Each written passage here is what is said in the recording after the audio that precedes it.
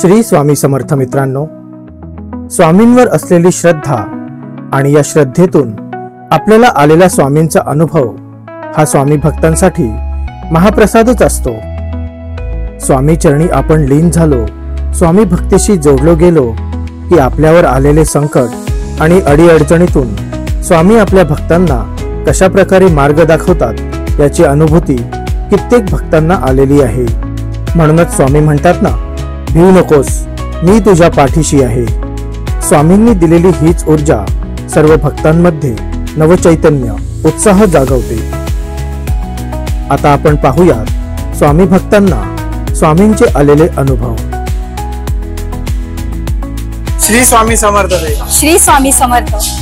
आम्हाला स्वामींचा तुमच्या जीवनात आलेला तुमचा अनुभव किंवा तुमच्या जीवनात असलेलं महत्व याबद्दल तुम्ही काही सांगू शकता का? मी एक छोटीशी कलाकार अर्चना पाटील, मी एक आर्टिस्ट आहे आणि मी सुरुवात केली स्वामी सिरियल पासून। ज्यावेळी मी स्वामी समर्थ सिरियल यामध्ये काम केलं, छोटासा रोल होता, पण तेव्हा स्वामी काय आहेत हे माहिती नव्हतं। हा, ऐकून माहिती होतं, पण त्यांचे अनुभव किंवा त्यांची प्रचिती हे माहिती नव्हतं। पण ज्यावेळी आम्ही ती सिरियल केली, मी आणि माझ्या मैत्रिणींनी, तर तेव्हा आम्हाला खूप पॉझिटिव्ह व्ह्यूज मिळाले आणि त्याच्यातून खूप काही शिकण्यासारखं, म्हणजे खूप काही शिकण्यासारखं होतं। तुमची मैत्रीण म्हणजे कोण? सॉरी तुम्हाला अडवतोय। माझी मैत्रीण म्हणजे प्रज्ञा पेंडसे, ती पण आता मठात आलेली आहे आणि आमची खरी सुरुवात श्री स्वामी समर्थ सिरियल पासून झाली। अच्छा।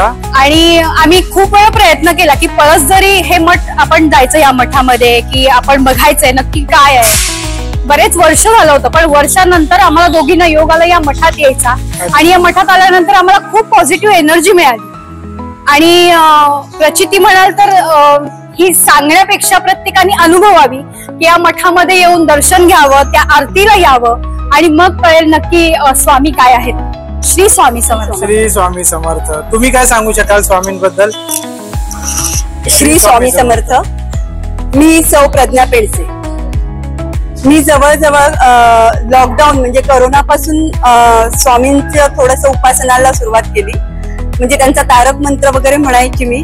आणि माझा कॅटरिंगचा छोटासा बिझनेस होता घरून, तो पूर्ण बिझनेस बंद झाला होता। मिस्टरांचा जॉब गेला होता आणि मुलं पण दोघंही शिकत होती माझी, आणि मी थोडंसं उपासना आणि रोज तारक मंत्र म्हणायची। आणि एकदा तरी मला असं होतं की मला स्वामींचं दर्शन व्हावं। अक्कलकोटला मला कधी बोलवणं येईल, मला जायचंय अक्कलकोटला, मी कुठेही गेले तर मला स्वामींचं दर्शन होत नव्हतं। आणि एकदा असंच मी ठरवलं, नाही आता नाही झालं तरी सुद्धा मला ना कसंही करून अक्कलकोटला पोहोचायचंय। मी अक्कलकोटला पोहोचले। त्या दिवशी हनुमान जयंती, दुसऱ्या दिवशी महावीर जयंती, शनिवार रविवार अशा 4 दिवस सुट्ट्या आल्या होत्या। मला काही तिथे गर्दीमुळे 8 तास लाईन मध्ये थांबून सुद्धा स्वामींचं दर्शन झालं नाही आणि मी रडत रडतच म्हणजे बाहेर पडले तिथून।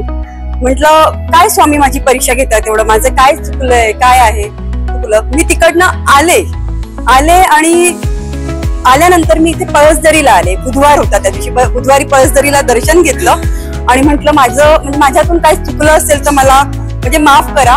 मी घरी पोहोचले आणि बुधवारी रात्री मला फोन आला ऑर्डिनेटरचा की उद्या तुमचं सिलेक्शन झालंय श्री स्वामी समर्थ सिरियलसाठी। म्हणजे पहिली सिरियल माझी श्री स्वामी समर्थ आणि गुरुवार होता त्या दिवशी। म्हणजे मला हे आयुष्यभर हे लक्षात राहील। आणि त्यानंतर तर स्वामींनी मला जे भरभरून दिलंय आतापर्यंत, म्हणजे ते मी कधी म्हणजे त्याचं काही मोलच नाहीये। म्हणजे जसं म्हणतात ना, उन्हामध्ये सावली स्वामी आणि शेवटी वेदनेचा अंत स्वामी। खरंय ते। श्री स्वामी समर्थ। आणि त्याच गुरुवारी आम्ही दोघी एकमेकींना भेटलो। हो। अरे वा, आमची सुरुवात झाली आहे मैत्रीची। तुम्हाला छान मैत्रीण सुद्धा। आणि अजून एक मला सांगायचंय, म्हणजे प्रत्येक वेळेला असं म्हणायचंय की नाही, बोलवून आल्याशिवाय तुम्हाला स्वामींची भेट होणार नाही, त्यांचं दर्शन होणार नाही, या गोष्टीवर माझा विश्वासच नव्हता। पण अचानक माझ्या स्वप्नात श्रावण महिन्यातला अधिक श्रावण महिन्यामध्ये मला स्वामी अचानक स्वप्नात आले आणि मी म्हटलं की मला दर्शन म्हणजे का मला ओढ लागली दर्शनाची। तर मी मिस्टरांना म्हणाले की मला अक्कलकोटला जायचं। ते म्हणाले, अगं तू अक्कलकोटला का जाण्याचा हट्ट करतेस, आता तू तरी इथं आहे, सगळं करतेस, उपासना करतेस, मग तुला काय एवढं वेळ लागलं तिकडे जायचं आणि एवढ्या लांब तुला कोण नेणार आहे। असं मी 2 दिवस घालवले। तिसऱ्या दिवशी माझ्या मुरुडच्या बहिणीनी सकाळी मला 6 वाजता फोन केला की 8 वाजता गाडी येते तुझ्या इथे, आपण अक्कलकोटला दर्शनाला जातोय आणि ही माझी सर्वात मोठी म्हणजे प्रचिती आहे की स्वामी म्हणतात ना की बोलवणं आल्याशिवाय आपल्याला बोलवत नाही, तेच खरंय. आणि खरंच अशक्य शक्य करतील स्वामी आणि ते खरंच त्यांनी शक्य करून दाखवलं. श्री स्वामी.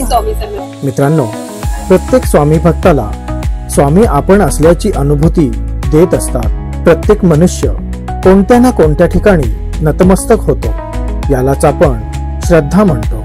स्वामींवर असलेली श्रद्धा, स्वामींवर असलेला विश्वास आपल्याला स्वामी आपल्या अवतीभोवती इथेच कुठेतरी आहेत, ते अस्तित्वात आहेत याची अनुभूती देत राहतात. श्री स्वामी समर्थ.